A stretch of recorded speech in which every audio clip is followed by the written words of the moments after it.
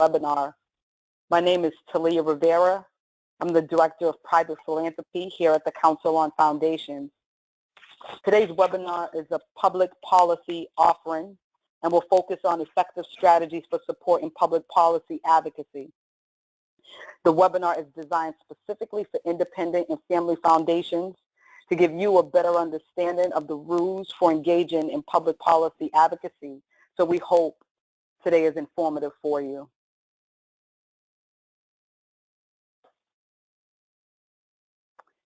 Before I turn it over to our moderator, I'd like to share a few housekeeping items with you.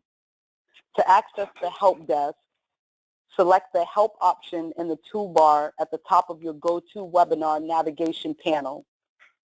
To ask the presenters a question, click the question box in your control panel. If you need to exit the webinar, click the gray X in the upper right corner of the navigation bar.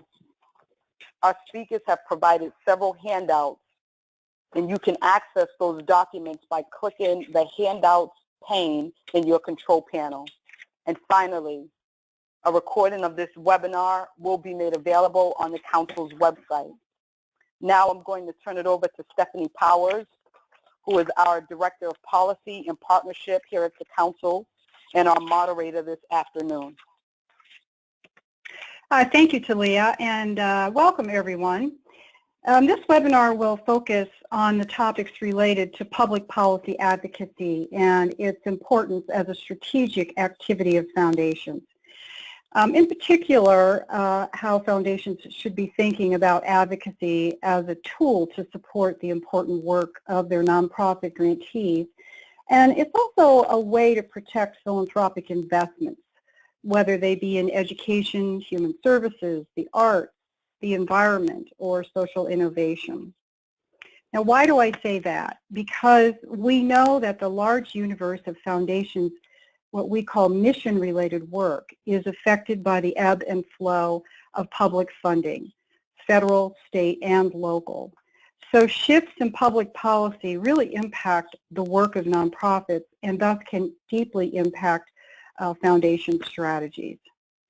If you attended the webinar last week, you learned that the President's budget proposes very significant cuts in domestic programs to make room for large increases in our military budget and federal programs elimination. Characteristically, influencing or informing public policy making has been a sort of a heavy lift in the philanthropy community. Given the rising concern about the potential for devastating impact in federal budget reductions, foundations may feel compelled now to engage more in public policy activities as an important strategy to support their grantees. So the time seems right to us for foundations to develop effective strategies and strategic investments in policy advocacy. And our speakers today are teed up to help us think about this. So you'll see on the screen now the agenda for today. And you can see that we're going to be talking about effective strategies for supporting public policy, and then the legal framework, which will give an overview of the rules for lobbying and election-related activity. So be sending your questions throughout the presentations, and we're going to kind of bundle them as best we can. And at the end of each presentation, the speakers will open it, or we'll answer those questions. I'll tee up those questions for them. So could we go to the presenter slide now, Talia, please? So here are our speakers and presenters for today, and we want to welcome them and to let them know that we're very grateful for their time today. So you'll see our first speakers are Kate Locke and Melinda Fine of the TCC group. And together, they have a strong history of working with foundations and the nonprofit sector on a variety of fronts: research, policy analysis, evaluation, advocacy, effective grant making, and many other arenas that help build organizational capacity and effectiveness. Before I just give you a little bit of their bio, let me say something about their organization, TCC. Since 1980, TCC has developed strategies and programs that enhance the efficiency and the effectiveness of foundations, nonprofits, corporate citizenship programs, and government agencies. Their consulting staff are excellent strategists, program developers, capacity builders, and evaluators with wide-ranging expertise and on-the-ground experience. So let me tell you a little bit about each of our speakers. Melinda Fine is the Director of Philanthropy and Strategic Partnerships at the TCC Group. And in this capacity, she leads strategy, learning, and foundation management services for foundations of all shapes and sizes. Clients within the past year have included the Gates Foundation, and I know we have somebody, I think, in the registration from Gates, Open Society Foundation, Sunflower Foundation of Kansas, Maine Health Access Foundation, the Early Childhood Funder Collaborative, the Jewish Funders Collaborative, and many family foundations and more.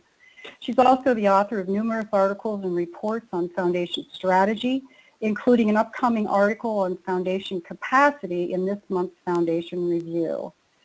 Prior to the TCC Group, Melinda directed large national funder collaboratives that advanced educational equity specifically through supporting advocacy efforts. Kate Locke is the Associate Director of Evaluation Practice at TCC and has a background in qualitative and quantitative research, policy analysis, evaluation, and nonprofit management. Kate has worked on a number of projects for nonprofit and funder clients, including evaluations of advocacy programs, capacity building initiatives, health research, and grant-making programs. Recent clients of hers have included the Robert Wood Johnson Foundation, the Kansas Health Foundation, the Treatment Action Group, and the LGBTQ Racial Justice Fund. Previous to TCC, Kate worked as a senior research analyst in the Health Policy and Evaluation Group at NORC at the University of Chicago in Washington, D.C. And she worked prior to that, worked as Director of HIV Prevention Services at the Mazzoni Center, at a Philadelphia-based LGBT health services organization. So with that, I'm going to turn it over to Melinda and Kate, and which of you is going to go first? Oh, I'm sorry. Yes, I forgot. We have a quick poll, so we're going to get you engaged right away. Thank you, Russ, for Talia, for advancing that. So, quick poll. Does your foundation provide grants to organizations for the primary purpose of public policy advocacy? Yes? No? I don't know. You can just click. Select one.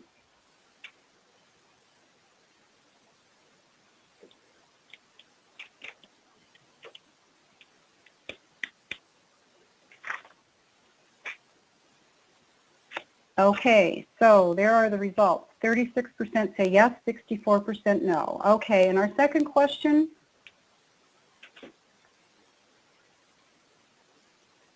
is, how often does your foundation meet with state or local legislators to inform them about the work of the foundation? Frequently, regularly, minimally, never.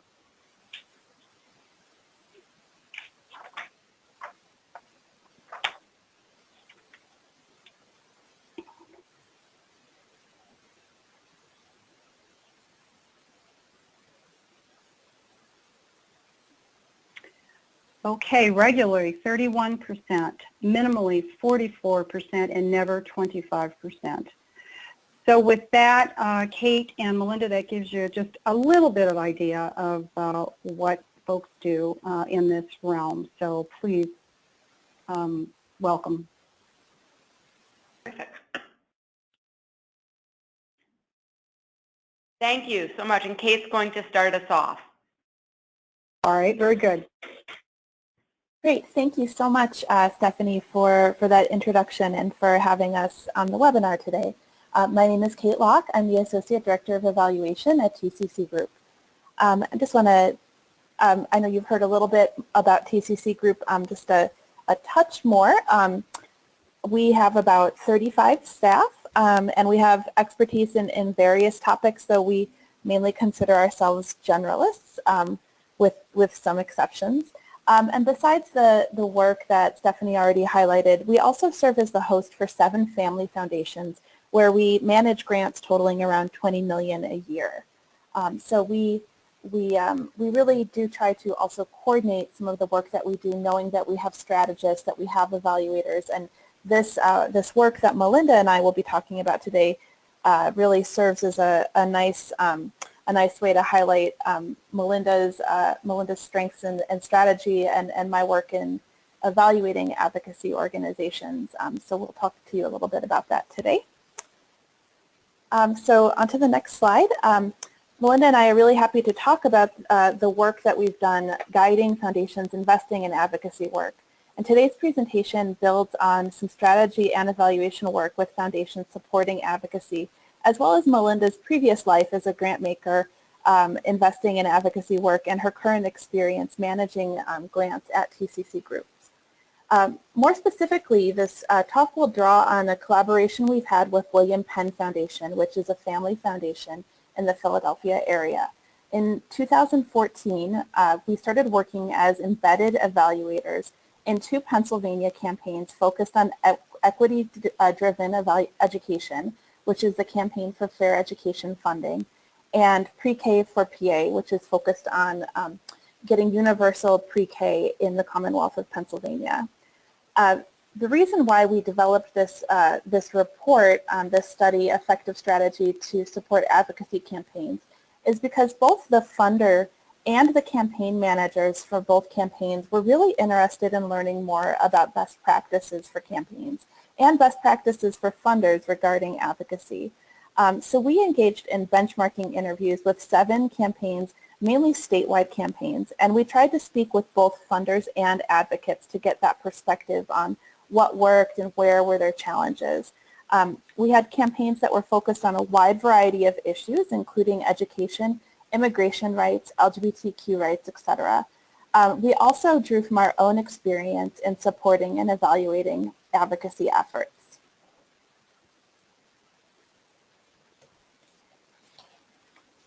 So this is Melinda. Thank you so much, Kate, for the context. I'll take over from here for a bit, and thanks again, everyone, for both inviting us to speak and joining us in these days before the July 4th weekend, which I know we're all moving out to and hope is a wonderful time for everyone. So it's great to come together now just before that. I want to start off by just framing what we mean by advocacy, because we are thinking about it very broadly here to imply any kind of coordinated set of activities that organizations engage in that are focused on enabling systemic change. And those activities could take place on any level, local, state, federal, and they can take shape in a variety of different ways in terms of how funders support advocacy work. And we'll be hearing some of those about some of those today, and I think then when Suzanne follows, she will talk about the legal implications for private foundations in enabling supporting some versus others. But lobbying, policy research, engaging policymakers, public education, fostering strategic communications, and community organizing, where the change is driven by engaging the local communities themselves who are most affected by issues in the work. These are all different forms that advocacy can take. It's a broad term. It means lots of different things to different people, both to the advocates themselves and to the funders that support it. So I was struck by the 64% of you that said that you're not engaged in advocacy in any way, and my hunch is that potentially some of you are engaged in some aspects of these things, and often what we find is that there is the people have different understandings of this term. So just to frame our comments, they are broadly encompassing all these different possibilities.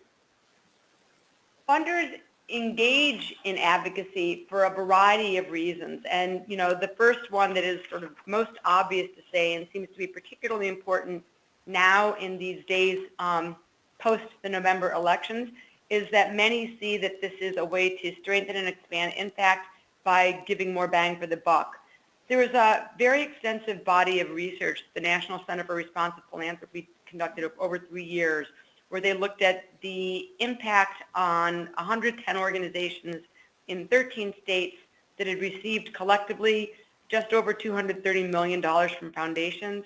And they assessed that the work that was supported yielded a benefit of some $26 billion for taxpayers and communities from the initial receipt of those $230 million in funds, which they then translated as suggesting that for every dollar received by a grant maker, it reaped $115 in community benefit.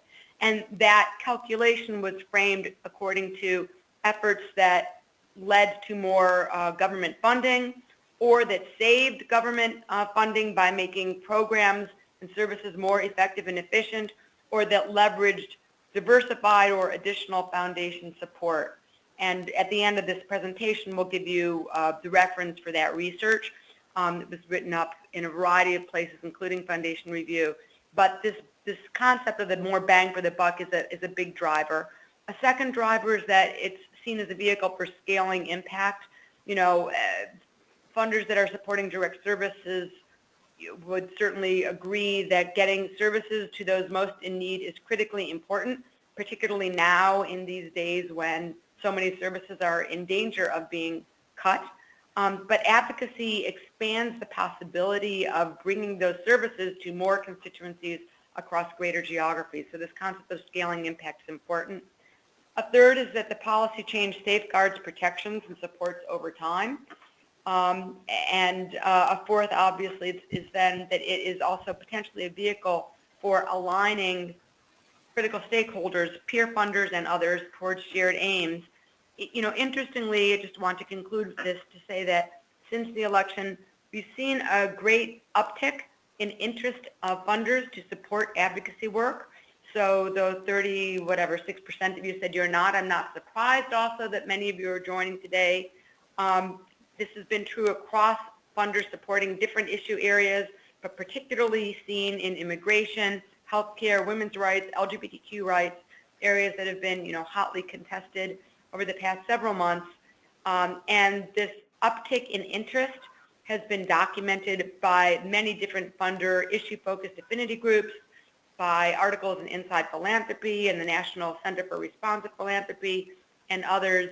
And that's coupled also with a lot of increased attention in funding civic engagement organizations that are looking to sustain advocacy efforts beyond time-limited campaigns and to really build sustained support for civic involvement. When foundations support advocacy work, that support can be received in a number of different ways by different kind of constellations of grantees. Obviously, of course, it can be received by organizations individually, whether those are organizations that directly or exclusively focus on advocacy work, broadly defined, or funding to multi-purpose organizations that embrace any number of change strategies, you know, direct service, advocacy, research, whatever. We recently concluded, for example, a planning project with the Health Foundation, and they are typically exclusively direct service funder. They want to increase their support to advocacy organizations, recognizing that under changes to ACA, you know, health funding will be in a very different place and benefits, et cetera.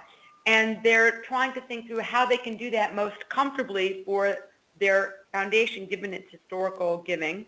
And so they're going to be funding multi-purpose organizations through general operating support, therefore allowing for those organizations to be embracing both direct service and advocacy work. So there are a variety of different ways to think about direct organizations for the funding. Another vehicle is alliances or coalitions that are bringing together multiple organizations under one umbrella. They're differently structured, some short-term, some long-term, some single, some multi-issue, but funding alliances or coalitions that do advocacy work as a vehicle. And last, as Kate mentioned at the beginning of this, in terms of our own work with the campaigns in Philadelphia, funders also directly support individual campaigns, typically channeling funding through an organization that's serving an operational lead role, and that may then be using those resources for the campaign overall structurally, or has an agreement apportioning a portion of those funds to member organizations within the campaigns. That can work in any number of different ways. But the point here is that there are a variety of different ways to think about allocating those resources to grantees. So a number of approaches are effective And I want to just call out a few of them, and we talk about these in greater detail in the report that Kate referenced a few moments ago. Obviously, in the advocacy realm, as I would imagine, and we would all probably agree, any realm for grantees, getting unrestricted or general operating support is a favored mechanism over program support. But this is particularly valuable, I would argue, for advocacy organizations or coalitions or campaigns, whatever, because the flexibility in general operating funds allows the recipients to use those funds adaptively and strategically, recognizing that the nature of policy change work is very, very difficult to predict, and that grantees can be most productive when they have the ability to be nimble and responsive to opportunities or challenges that arise in real time. A second very effective vehicle is rapid response funding. Interestingly, we've seen a large uptick in allocations for rapid response funding from funders, whether individual foundations or foundations working together collaboratively, sort of much like you might see in the aftermath of a natural disaster where disaster relief funds are increased. And this, again, has been chronicled by Inside Philanthropy, Chronicle Philanthropy, the e-letters of various funder affinity groups, and you're seeing this rapid response funding increasingly in areas such as hate crimes, investigative journalism, immigrant civil rights, the legal funds across these areas. We're seeing a lot of these changes recently. Advocacy can embrace both C3 and C4 activities, so there are different legal restrictions around that, which I believe Suzanne will be speaking to. And last, there are a number of different tools or approaches that funders can use, really using their full toolbox beyond direct grants. Networking and convening of advocates is increasingly important, and again, it's an area where the convening power of funders is getting much greater attention since November, and many are funding advocacy by supporting bringing folks together. Monitoring and evaluation, as Kate mentioned, in terms of TCC's role, embedding itself in these campaigns and helping both the funders and grantees in that regard. Building the capacity of advocacy groups is increasingly a strategy, and then participating in funder collaboratives that support advocacy work, which can also be a way for funders to minimize risk, particularly if advocacy is a new arena for them. Kate, I'm turning this now over to you to continue. Great, thanks, Melinda. So obviously none of this is very easy, and there are, from our experience and from our interviews, we found that there were some common sticking points. So the first one for funders thinking of taking on advocacy work would be legal restrictions, and of course we'll hear more from Suzanne about those issues later on. But just some key issues are that funders may not really know what they can legally support or what resources are available to navigate these legal issues, and at least one client that I've worked with actually changed their legal status so that they're able to fund things that they wanted to fund regarding advocacy work. Appetite for risk is a big one. Supporting advocacy work may draw unwanted attention to a foundation, and there have been accusations of trying to influence policy too much. And so, taking on advocacy funding can sort of put funders in the spotlight a little bit more. One of the most, challenging sticking points that we heard about was board buy-in. So oftentimes foundation and staff and leaders are comfortable with the complexity and the differences in funding advocacy work, but board members may not really know as much about the context and may have less risk tolerance. Boards aren't always aware of how advocacy fits into the theory of change, and so when that happens, there really may be a pretty severe disconnect. Whereas, we see that foundation staff may understand that if we don't change, if we're not able to change the policy environment, we may not get to our intended impact. Boards may not understand that as much, especially when they haven't had a chance to really dig into a theory of change. Some board members may have differing political positions that put them in conflict with some of the advocacy work. I worked with a foundation that had a board member who objected to ongoing funding of a long-term grantee who, unsupported by that foundation, took a position on tax credits or a tax cut that would have affected children's health funding, and it created a lot of chaos for that foundation. Another issue is capacity of advocacy organizations. Some states and regions have really strong advocacy organizations that have had extensive experience.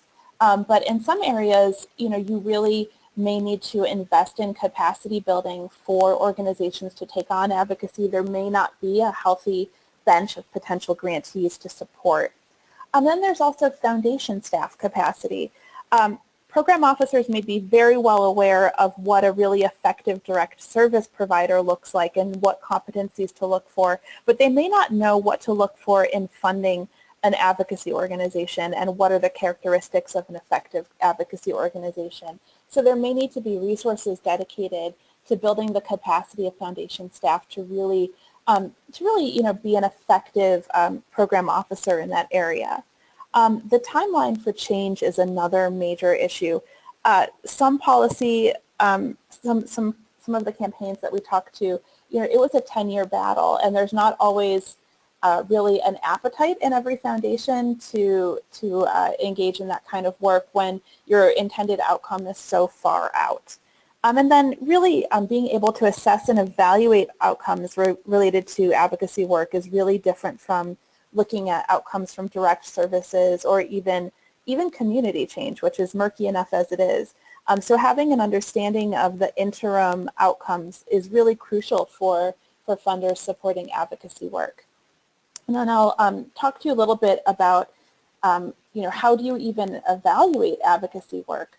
So thinking of evaluating anything, there are similarities. So it's like evaluating anything else in the same way. You'd want to ground the evaluation effort into a theory of change, and you'd want to really have data-driven decision-making. And you can use similar methods. Evaluation design doesn't look completely different. There are a lot of really unique advocacy evaluation methods and tools, but there are also ones that focus groups, interviews, surveys that are used in standard evaluations. So what are the unique characteristics of advocacy evaluation? There are, advocacy work is very complex, and there are a lot of issues of attribution. So in instances where there are multiple actors, who is going to get the credit? How do you really unpack why a change occurred and what caused it when there are so many folks working on an issue? Extended time frame. So what even is an interim outcome? What does long-term work look like? A lot of the issues that advocates are working on can take decades. There are shifting milestones. So what your milestones are might change after a major win, after a major loss, or something really unexpected happens. Shifting context and strategies. So advocates move really quickly. They are extremely adaptive folks, and so what's depicted in a work plan, in a grant, in your grant documents might really need to change due to the environment and the context, and it's also really then subsequently challenging for the evaluator to understand what happened and to keep up with it.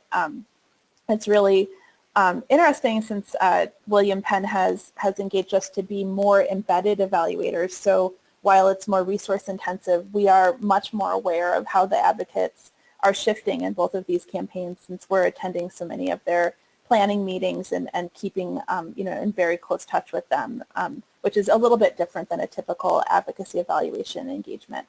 And then finally, resources are often really tight, and it can be challenging to convince advocates to dedicate time and their own resources when both are scant.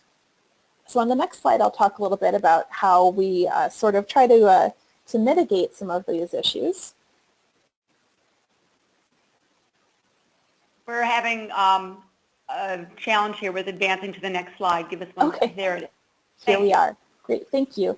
So, so the challenge of complexity and attribution, what we usually suggest is that it's most important to focus on contribution. So to be able to tell when your advocacy grantee contributed to an outcome rather than, you know, needing to say that they were the ones responsible. We want to know that they contributed.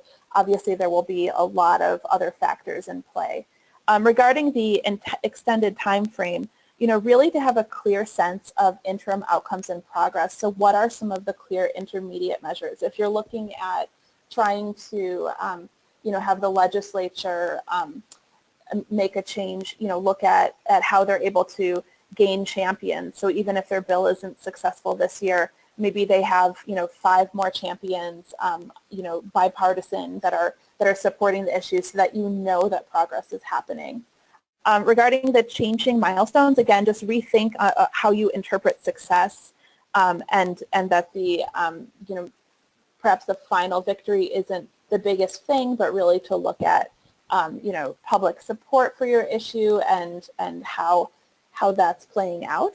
Shifting context and strategies, the evaluators and really the funders have to be able to use an approach that's quickly adaptable.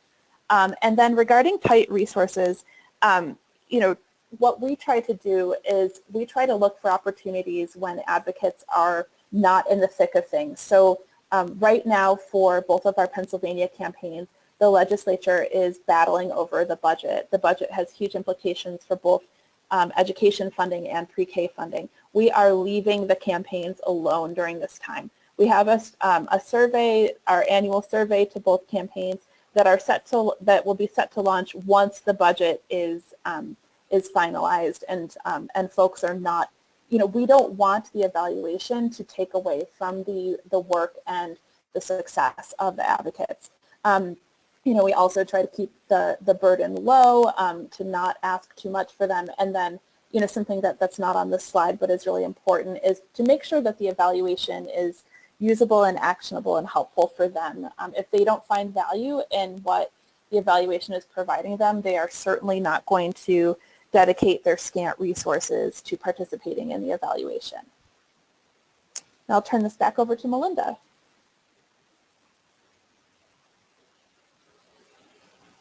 Thank you, Kate.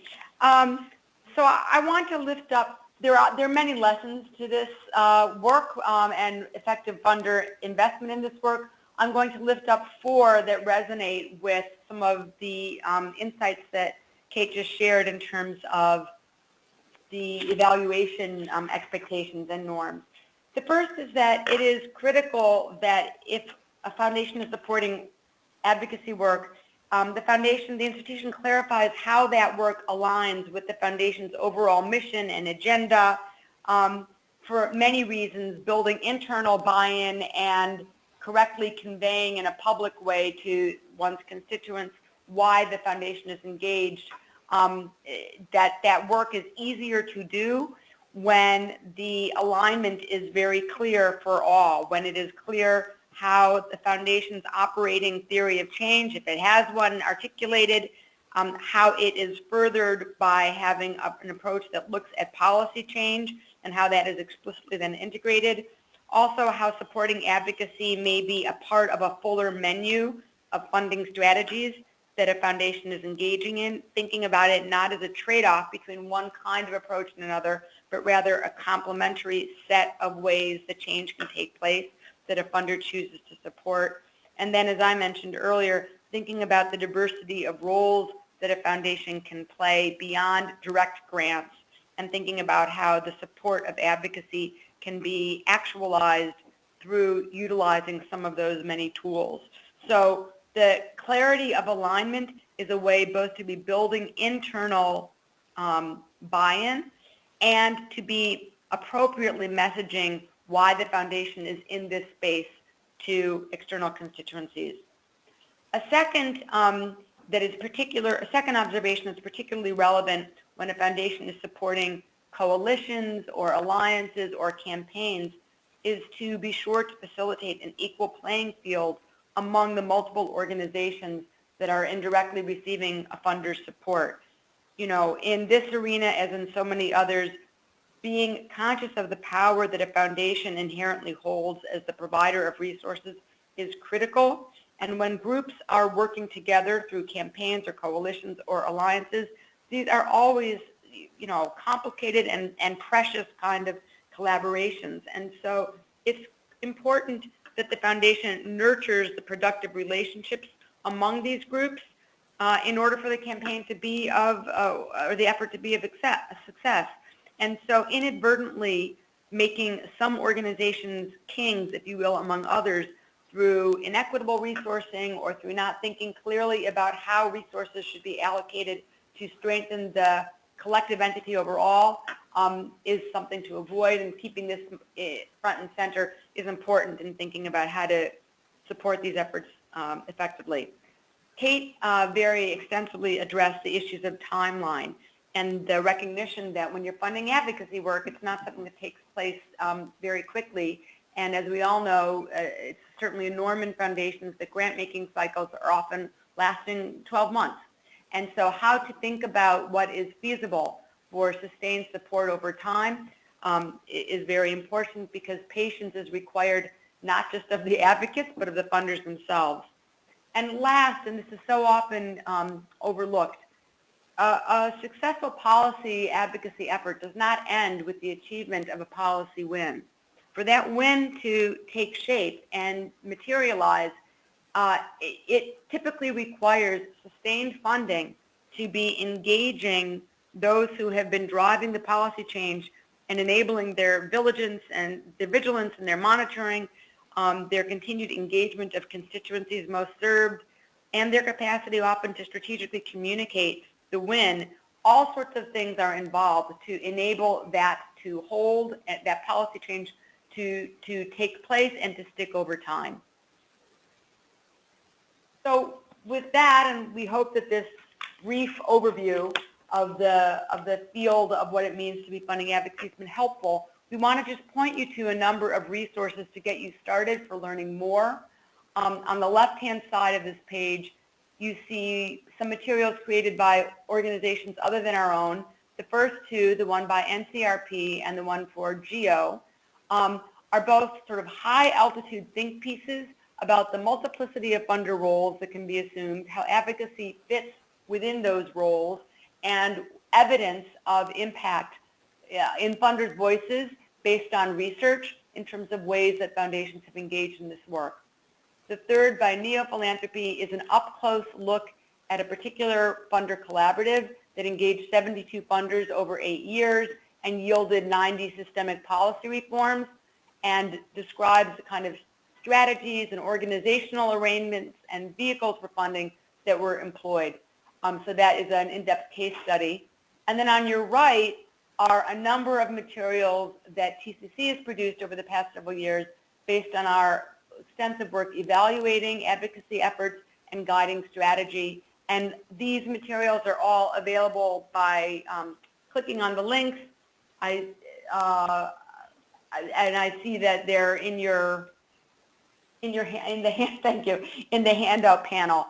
So you can get those directly yourselves if you'd like.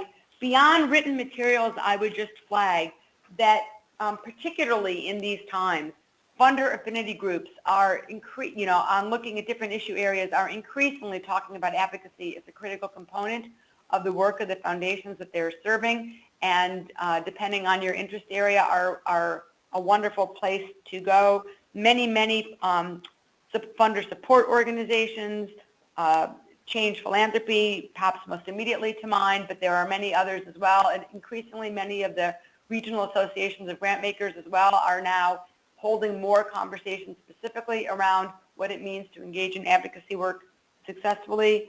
And then there are a number of collaborative funds and funder collaboratives, the Neighborhood Funders Group, Black Lives Matters Fund, the Four Freedoms Fund, many more that are specifically focused on aligning funders behind an advocacy agenda that are all of use if you'd like to learn more. So with that, thank you so much on my behalf, Melinda Fine, and Kate's as well. And we hope this has been useful, and we look forward now to learning from Suzanne in terms of the legal implications. Thank you very much, Melinda and Kate. This is Stephanie again. Really excellent and a lot to think about. And I always say, never let, a big public crisis go to waste. This proposed massive cuts in public budgets we can see is really pushing public policy and involvement in public policy further up in the agenda of Foundation. So we're delighted to have you and to know you, and hope that we can continue to engage your wonderful expertise. We're going to move on now, and I'd like to introduce Suzanne Friday, which I will in a minute. We'll do a quick poll, but I want Suzanne's going to go next. But I just wanted you to know Suzanne Friday, who is our legal counsel at the Council on Foundations, is really nationally recognized expert on these issues. But before we get to Suzanne, let's take a quick poll here. Has your foundation executive staff, should be, or board, oh, no, your executive, I'm sorry, your CEO, board, or staff taken a position on a public policy issue publicly in the past 5 years? And this really means sort of publicly and visibly, either through writing or appearances, speaking, engagements, that sort of thing.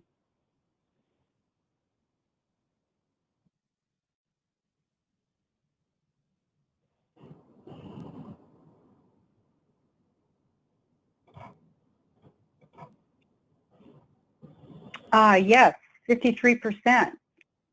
And no, 40 and 7% I don't know. Okay, that's a surprise to me. I'm glad to see that. Next question, Russ.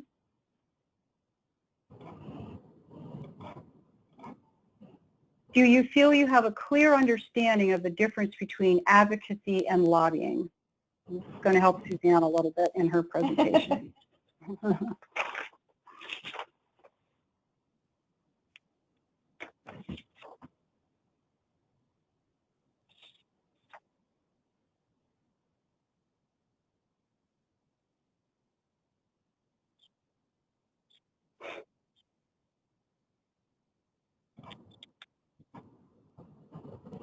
Okay, there you go. Most of you feel that you do.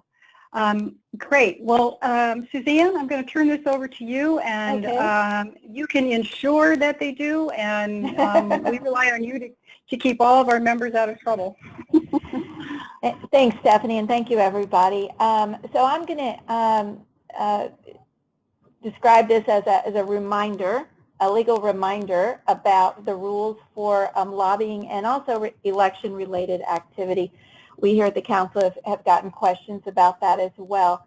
So we're going to briefly conclude today going over some of these legal rules, and it does look like a lot of you are aware of them, and some of them we will get a little technical, but that's what I'm here for. So do I say next slide? There we go. All right, so starting with the very basic lobbying rules, under the Federal Tax Code, private foundations are prohibited from lobbying, and we are going to get into the distinction between lobbying and advocacy. Public charities are allowed to do an insubstantial amount of lobbying, and both types, both public and private foundations, can do other types of advocacy, which is going to be the bulk of my presentation, talking about what's advocacy but not lobbying. There are other rules regarding reporting and lobbying registration. If you, for instance, use a hired lobbyist, that person has to generally register and report lobbying hours, but and a lot of those rules are state-level rules that you need to be aware of. But for today, we're just going to talk about more general what is lobbying and what is not lobbying. The restriction on lobbying comes from the Treasury regulations, and it's quoted down there at the bottom of the slide. But the IRS and Treasury consider lobbying not a charitable activity. Again, public charities can do an insubstantial part of it, but if they do any more, they're considered that they are not operating primarily for an exempt purpose. And again, private foundations are not supposed to lobby at all.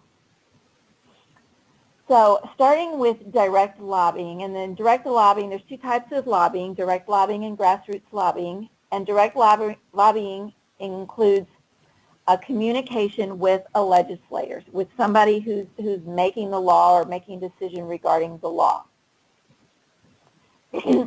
Legislators are defined as anyone in the federal, state, local level representatives and their staff, very important to include the staff, executive officials when they're participating in the formulation of legislation. The public is a legislator if it's a ballot measure and it's going to be decided by the public. But this does not include members of special purpose boards like planning commissions, school boards, zoning commissions, those types of groups. So going back again, what is lobbying? We've got the communication, we've got the legislator, and you have to be expressing a view about specific legislation. And legislation is a bill, a proposal for a law, an amendment, any type of new law or amendment, but it excludes regulations that a regulatory body may be formulating. It excludes litigation, so if you're participating in some litigation that may change the law, that's excluded. It excludes executive orders, and it excludes efforts to enforce a law that's already on the book. So again, you'll see a pattern here. We've got direct lobbying is the communication with the legislator expressing a view about a specific legislation, either for or against. Grassroots lobbying, as I said, is a little different type of lobbying, but it includes communication, and this time it's with the general public, also expressing a view about specific legislation, but it includes a call to action. So you're communicating with the public and telling them to contact their legislator or take some action about some proposed legislation. And a call to action there are different forms. You can urge the recipient to contact their legislator. You can provide the address and the telephone number and other contact information for the legislators. You can provide a mechanism to ensure communication with legislators, and you can identify who their legislators are. So those, you need all of those things to fall under the definition of lobbying. And for you private foundations, you need to watch out for those things to make sure you're not lobbying. But there's a lot you can do to influence and advocate that is not lobbying. And we're going to go through a little list here. First one is you can educate your legislators about your foundation and what you do. We always say don't assume that they know what you do. Information that you provide can be really valuable to help your community, whether you're an education funder or an arts funder or a healthcare funder. You for sure would have lots of information about what's going on in your community in that area that the legislators may not have, and you're a great source of information for them. You can also educate legislators about issues, broad social issues, economic issues, problems in your community. But again, be careful, because once you start expressing a view on a legislative proposal, that activity could be considered lobbying. You can also educate the public, and it's even okay to mention legislation in your public education piece, but you need to remain nonpartisan, and you cannot include that call to action, because remember, to fall under the definition of lobbying, you need all those different components. So if you can keep the call to action out and you can remain nonpartisan, you can educate the public and even reference legislation. One of the things we've gotten questions a lot about here at the Council lately is the self-defense communications that applies to private foundations. And private foundations, this is an exception to the lobbying rules, or to the prohibition on lobbying, in that private foundations may express a view to their legislators about issues or about legislation if it is affecting that foundation's existence, its tax-exempt status, its powers and duties, or the deductibility of contributions. So anything that goes to the real heart of your foundation and your foundation's existence or survival can be something that you can lobby about under the self-defense exception. And for instance, the charitable deduction and new legislation that's being proposed that may change the deductibility of charitable contributions, that would certainly fall under this self-defense exception.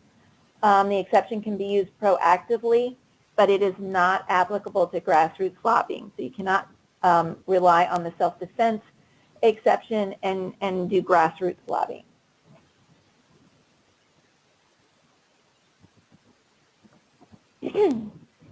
Another exception that's not considered lobbying is influencing regulatory bodies. And so generally communications with these agencies like the IRS, like Health and Human Services, or state agencies is permitted. However, you have to be careful, again, that if there's a government employee or, say the head of the office is also being included in discussions and participating in the formulation of legislation, then you have to be careful in your communications with that person. And you cannot be communicating with the agency specifically with the intent to influence legislation. Participating in litigation, I think this was mentioned earlier in Kate and Melinda's presentation. Legal advocacy, you can participate by filing a lawsuit with the hopes of getting a law changed, submitting an amicus brief, and the council has done that on a couple of occasions, and serving as an expert witness. But I put a reminder on this slide because I think it's very important as a reminder that any activity you're engaging in really needs to be done in furtherance of your charitable purpose. So you don't want to run out and get involved in lawsuits and things that have nothing to do with the purpose of your foundation. Number 6 is jointly funded projects. So again, private foundations can communicate with the government about an actual or potential jointly funded project, public-private partnerships and things like that. You're certainly going to need to communicate with government officials. This type of communication, however, is limited to exchanging information on the subject matter of the program, and you're not supposed to try and persuade the government official or the employees to take positions on specific legislative issues. This type of leveraging can be a key strategy in your advocacy, and grants for these projects can be conditioned on government support.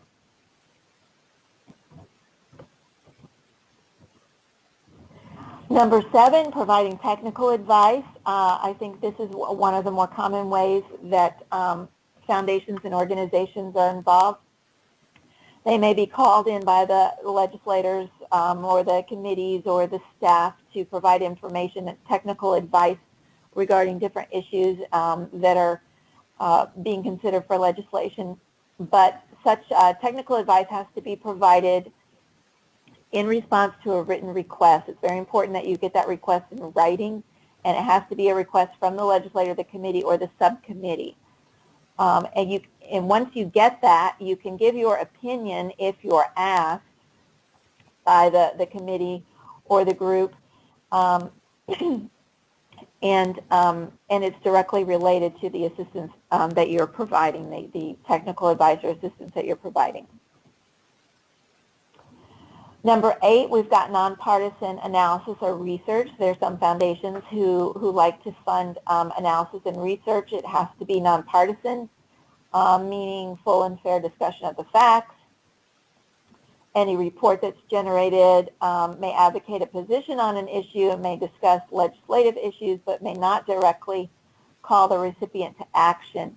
You also have to have appropriate distribution if you're going to produce research reports and things. And distribution can be in any appropriate manner. There's not a real specifics on how you distribute. You can do it with or without charge, but you have to share it with both sides. That's really important. You can't just provide the research to one side of an issue. We're going to round out these rules with some funding slides here. So funding advocacy, because as foundations, you're likely to be asked for funding. And you're not required to prohibit the use of your grant funds for lobbying. So I want to spend a minute on that because I do see some confusion in that area. When you make a grant to an organization, there are foundations out there that think they must include in the grant letter, the transmittal letter, the grant agreement, a prohibition on using those funds for lobbying. That is not accurate unless the grant requires expenditure responsibility. Part of expenditure responsibility is prohibiting the use of your grant funds for lobbying. But if it's not an expenditure responsibility grant, you are not required to put in your grant agreement that no part of this grant can be used for lobbying. And that usually comes up in terms of general support grants. So general support grants for organizations are permissible, perfectly fine, even if your grantee may be conducting some lobbying activities. So if you're funding a public charity and you know that they do some lobbying, you can give them a general support grant. You just cannot have any written or oral agreement earmarking your money specifically for those lobbying efforts. It has to be truly general support for them to use how they determine best without earmarking on your part.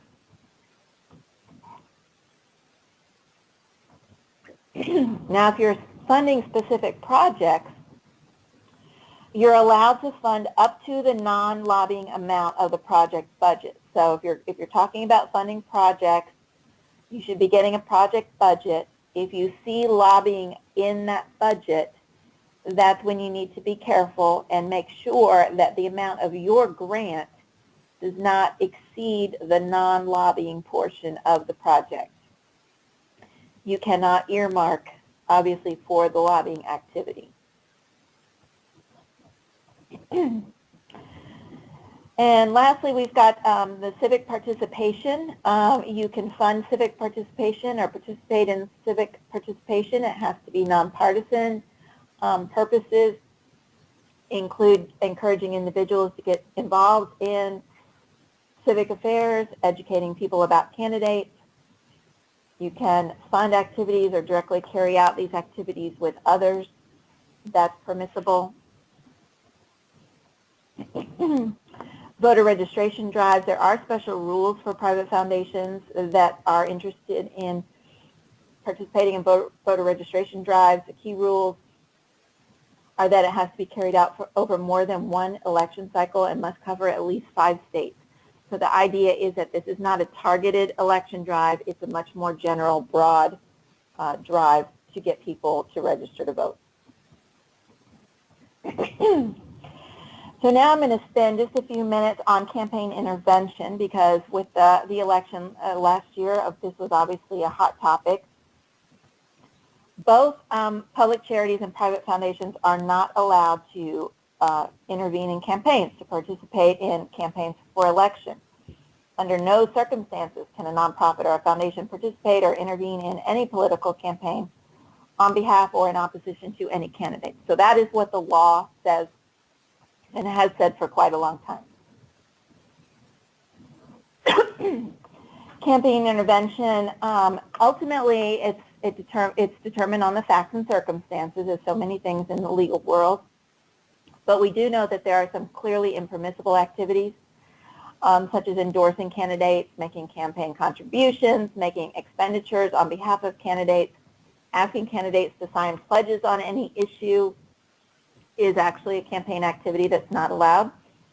Communications that explicitly or implicitly favor or oppose a candidate, and making a positive or critical reference to a candidate. So as a foundation, you do not want to be doing any of these things. As an individual, you may, but be very careful that you're not seen as speaking on behalf of your foundation. And the last slide I have is just a brief quote from the President's executive order promoting free speech and religious liberty as of May 4th of this year. This is the language that the President included in his executive order. We here at the Council have read this over and over again, and as with most commentators, we don't think it changes much, if anything, for our foundation members.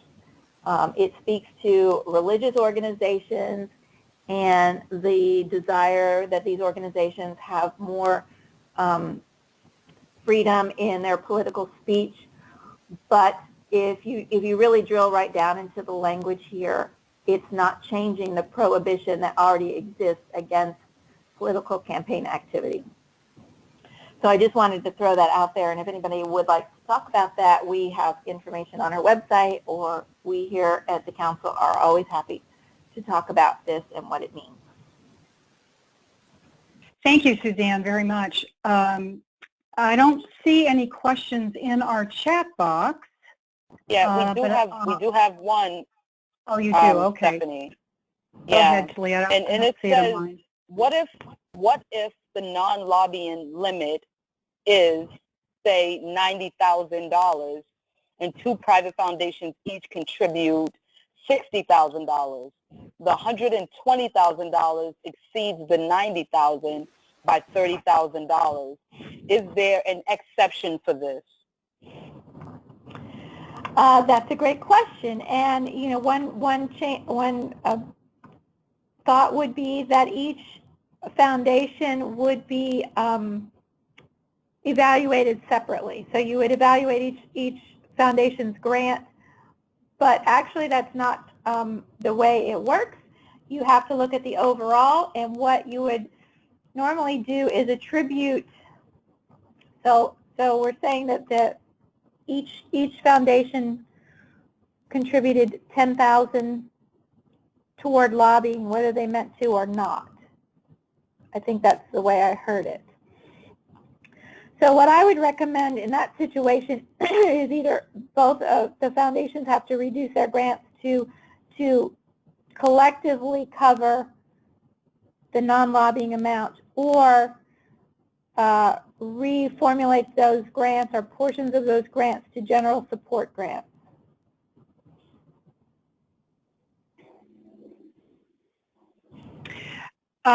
Suzanne, I have maybe two quick questions based on some of your presentation. When that last slide, when you talked about the free speech and religious liberty regulation or order, is that related to the Johnson Amendment at all? And if it isn't, maybe you want to talk about the Johnson Amendment, because I think that has probably caused some anxiety. Right, sure. So the Johnson Amendment is actually an amendment to the law that happened, decades ago, that created this prohibition on charitable organizations participating in political campaigns. So that the source of that prohibition is the Johnson Amendment. There was a lot of talk, I know, back in the fall when the candidates were campaigning, the presidential candidates were campaigning. The Republicans were talking about repealing the Johnson Amendment, meaning completely get rid of the prohibition that says that charitable organizations cannot participate in political campaigns. I think a lot of that was aimed at religious organizations and churches. The Republicans wanted to give, some Republicans wanted to give religious leaders the ability to talk about elections and candidates.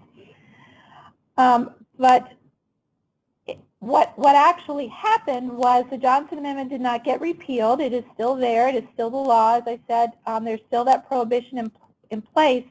The only thing that's really happened is this executive order that's on that last slide, the language from that executive order, which is basically saying the president's urging the government not to pursue enforcement against religious organizations if they were to speak out about a campaign. But our view, and I think the common view, is that it's still really not changing the law.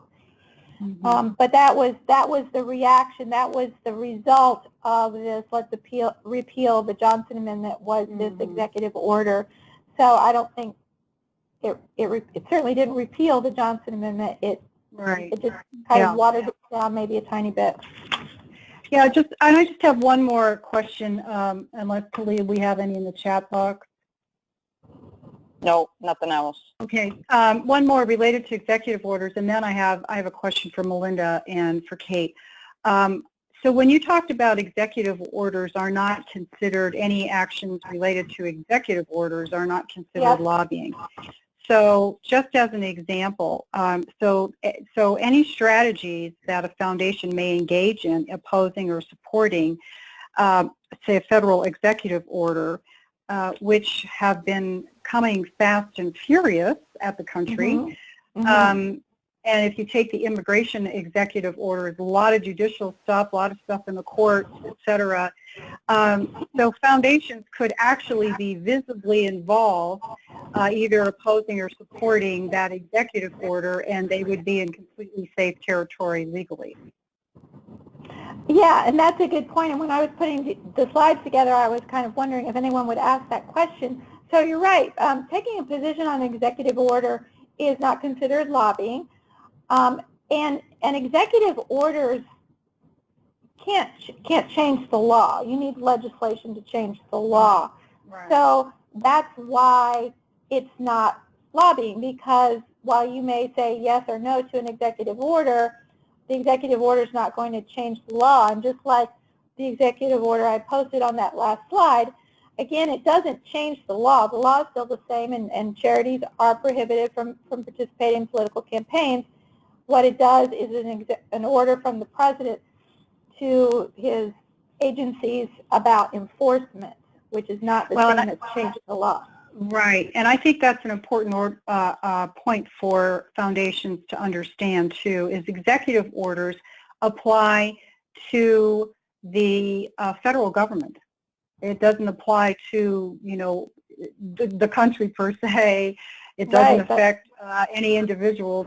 That's a great point. In that way, it's really the president directing the executive branch of the government, and that means departments and agencies, towards some action.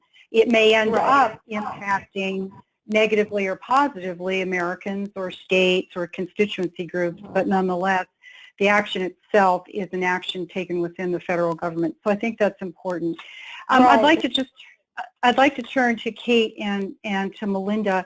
And a question, as you were presenting, and you were talking about, I think maybe Kate, you were talking about the Pennsylvania Fair Education campaign that you all are, you know, doing the embedded evaluation work. I was just kind of curious if you could or make any comments on how you think the foundation involvement in that campaign, how successful that was. Did you think, you know, are you finding, or did you find in your first evaluation of that was a really important piece for success in that campaign? And a second part of that is, in that particular campaign, are foundations, executives or the staff and or board members really, you know, visible in that campaign? Thanks so much for the question, Stephanie. So the sort of role of the foundation is different across the two campaigns. So for Pre-K for PA, this was an existing group of stakeholders working together on the campaign. Whereas for the Campaign for Fair Education funding, you know, the foundation was more of a catalyst role for that campaign. And the really unique thing about the Campaign for Fair Education funding is that it is a mix of funded and unfunded organization. So there are some typical nonprofit advocacy organizations that do receive foundation support for their work on the campaign, including the Education Law Center and some children's advocacy organizations. And then there's also participation from membership groups and labor, as well as in the past some participation from various chambers of commerce. And so the perspective is that some of these organizations are resourced through their membership, and they would be fighting for education funding as it was. And so those organizations really do contribute their own resources. Those certainly differ on some policy positions. And so while they're able to come to consensus on the need for adequate and equitable funding for education in Pennsylvania, there are some pretty significant differences among campaign actors, including positions on charter schools, positions on pension reform. And so those are areas where the campaign will have to face some tough decisions moving forward. The foundation has not been incredibly public in their role, due largely to, and this is my opinion, not something I've heard from the foundation, but that there was some previous angst in the city of Philadelphia regarding some foundation investments in education and some concerns about the legality of that work. And so the foundation is definitely playing a much more low-profile role in this work, although no one is hiding where their financial support comes from. I have not heard very much about board involvement. The board does mostly consist of family members from the Haas family, but the program officers that work on this do definitely have significant expertise, and their main role has been to talk to other funders throughout the state to try to gain more support for the campaign itself. So they've definitely done outreach to community foundations, private foundations, family foundations throughout the Commonwealth of Pennsylvania, just because for some sad reason, a lot of the national players don't have much interest in what's going on in Pennsylvania education. Mm-hmm. Mm-hmm. I'd like to just add one historical note to that. One of the comments that we had about the lessons is the sustainability of funding and the long time it takes to achieve campaign wins. And actually, the William Penn Foundation was supporting many of the organizations in this coalition historically in different ways under different constellations. Kate had mentioned the Education Law Center, for example. For a very long time, they were actually the anchor donor of a collaborative table of donors in that region for the effort that I ran nationally for many years prior to joining TCC Group. And we're very much a funder advocate among peer funders at that time in supporting advocacy as one change strategy for enabling improvements in educational access. And they, as Kate mentioned, continue to play that role somewhat differently now locally. But I think that beyond their current structure of support in these particular campaigns that Kate described in terms of our evaluation role, their support in this broader space, including supporting advocacy, is very long-term. So that, I think, is something that certainly the recipients of those funds would credit as being critically important for that work being able to be sustained over time. Mm-hmm. Mm-hmm. Thank you very much. Yeah, very, very important points. Well, we have reached the end of our time, but before we wrap up, let you go, I should say part of our wrap up is that we do have one last question for our quick poll that we want to put forward, and when we see that, then I'm going to turn it back over to Talia. So is your foundation considering public policy activity due to proposed budget reductions at the federal, state, or local levels? Yes, no, maybe, or I don't know.